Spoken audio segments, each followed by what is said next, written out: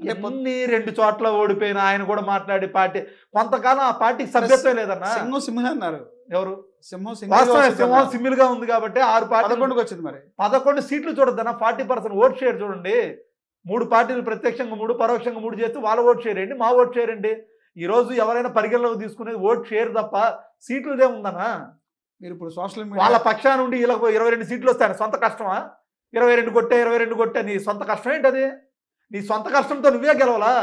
ఒక పంచన చేరి నువ్వు ప్యాకేజీ కోసం నీ కార్యకర్తల భుజాన పక్క పార్టీ జెండా మోపిస్తే కూలీలుగా మార్చి వాళ్ళు కొడుతుంటే మీ కార్యకర్త జనసేన కార్యకర్త వీపు వాచిపోతుంది పవన్ కళ్యాణ్ గారు. ప్యాకేజీ అంటే చెప్పుతో కొడతాడు పవన్ కళ్యాణ్ గారు. ఎవరు ప్యాకేజీ తీసుకున్నారంటే మీరు- ఎవడనైనా చెప్పుతో కొడతాను చెప్పాడు పవన్ కళ్యాణ్ చెప్పారు. ఆయన కొడతారు చెప్తా. ఆధారాలు చూపించమని చెప్తారు ఆయన ఎవరు పవన్ కళ్యాణ్ గారు. ఆధారాలు కావాలంటారా? ఖచ్చితంగా ఆయన మనసు నిజమైనా నేనైనా మీరైనా ఎవరికి సమాధానం చెప్పాలి? ప్రత్యక్షంగా 100 మాటలు చెప్పచ్చు. మనం నిజంగా సమాధానం చెప్పుకోవాల్సింది మన మనస్సాక్షి. ఆయనకు తెలుసు ఆ విషయం. ఇప్పుడు మీరు YSRCP party social media organise అధ్యక్షుడిగా ఉన్నారు, రాష్ట్ర అధ్యక్షుడిగా ఉన్నారు. గత 5 ఏళ్ల కాలంలో వైఎస్ఆర్సీపీ పార్టీ నాయకుల నోటిదోల వల్ల ఇప్పుడు ప్రజెంట్ అరెస్టులు కాదంటారా? వాస్తవం కాదు అది?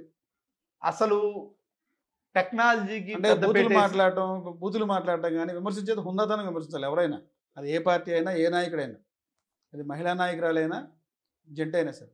ఒక హద్దు దాటి మాట్లాడటం వల్ల ఈరోజు నీ పరిస్థితి వచ్చింది, అవునా కాదంటారు? అలా ఏం కాదండి. వాళ్ళు అంతకన్నా దారుణంగా స్పీకర్ గారు ఏం మాట్లాడారు, బోండవమ్మ గారు ఏం మాట్లాడారు, వీళ్ళందరూ మాట్లాడింది కూడా అదే అసెంబ్లీ సాక్షిగా ప్రజలందరూ చూశారు.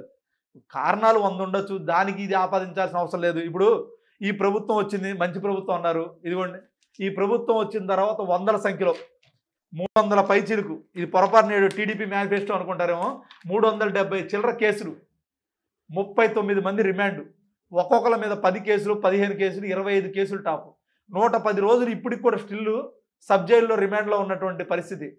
అంబేద్కర్ గారు రాసినటువంటి భారత రాజ్యాంగం ప్రకారం అధికారంలోకి వచ్చినటువంటి మీరు, ఆ వ్యవస్థ ద్వారా అధికారంలోకి వచ్చినటువంటి మీరు ఈరోజు రెడ్ బుక్ రాజ్యాంగం అని చెప్పి అమలు చేస్తూ రాష్ట్ర వ్యాప్తంగా ప్రజల్ని ఇబ్బందులు పెడుతూ వైఎస్ఆర్ కాంగ్రెస్ పార్టీ శ్రేణులే టార్గెట్గా పెడుతూ మీరు పెట్టేటువంటి కేసు ఇదేనా మీ పరిపాలన? ఒక్కసారి రాయలసీమ, కడప, కర్నూలు, అనంతపురం, చిత్తూరు, నెల్లూరు ప్రాంతాల్లో చూస్తే ఊర్లు కొన్ని వర్గాలు పారిపోయి ఇల్లు పిల్లలను వదిలేసి భూములను వదిలేసి ఇంకో చోట బతుకు తిరుగు కోసం వెళ్తున్నారంటే ఇది రెడ్ బుక్ రాజ్యాంగం. మీరు ఎల్లకాలం మీ ప్రభుత్వం అధికారంలో ఉంటుంది అంటున్నారా? ఎందుకు వైసీపీ పార్టీ రెడ్ బుక్ అంటే భయపడుతున్నారు? రెడ్ బుక్ జగన్మోహన్ రెడ్డి గారు కూడా భయపడుతున్నారని కూడా లోకేష్ గారు చెప్తారు. నిజంగా మీకు భయం వేస్తుందా? లోకేష్ గారి గురించి మాట్లాడాల్సిన అవసరం లేదండి. ఎందుకంటే ఆయన రెడ్ బుక్ పెడుతున్నారు, మా నాయకుడు గుడ్ బుక్ పెడతా అంటున్నాడు. ఏంటి గుడ్ బుక్ అంటే ఏంటి? ఇప్పుడు వీళ్ళు ఇష్టానుసారంగా ఎవరైతే వీళ్ళకి ఓట్లు అయిన వాళ్ళు, వాళ్ళకి యాంటీ చేసిన వాళ్ళు, తప్పుకు వాళ్ళకి నచ్చని వాళ్ళు, వాళ్ళ వర్గానికి కాని వాళ్ళు రెడ్ బుక్లో పెట్టుకున్నారు. ఎవరైతే ఈ అధికారుల మీద గుడ్ బుక్ పెడతాం, మంచి చేసే వాళ్ళు కూడా మేము రాసుకుంటాం. ఇప్పుడు అధికారులు కొమ్ముగా కాసి కొంతమంది టీడీపీ పసుపు చొక్కాలు వేసి అక్రమ కేసులు పెడుతున్నారు. తప్పు చేసిన వాళ్ళు రేపు రిటైర్డ్ అయినా ఇంకో చోట ఉన్నా ఎంత దూరంలో ఉన్నా ప్రభుత్వం ముందు నిలబెడతాం, బాధ్యతలుగా చేస్తూ ఉంటున్నాం. అంటే వల్లభనేని వంశీ గారిని అరెస్ట్ చేశారు. వల్లభనేని వంశీమోహన్ రెడ్డి అని చెప్పి ఒక మాజీ ఎమ్మెల్యే, అంత నీతిమంతుడు ఏం కాదు, ఒక దళిత కుర్రోడిని కిడ్నాప్ చేశారు, దళిత కుర్రోడిని అరెస్ట్ చేసినందుకు అరెస్ట్ చేశారు అనేది టీడీపీ చెప్పింది. ఏం చెప్తారు నిజంగా? ఈ అక్రమం మీరు పదే వైఎస్ఆర్సీపీ పార్టీ అక్రమ అరెస్ట్ అని చెప్పి అంటారు. ఎవరి కర్మఫలం వాళ్ళు అనుభవిస్తారు అనేది టీడీపీ చెప్పింది.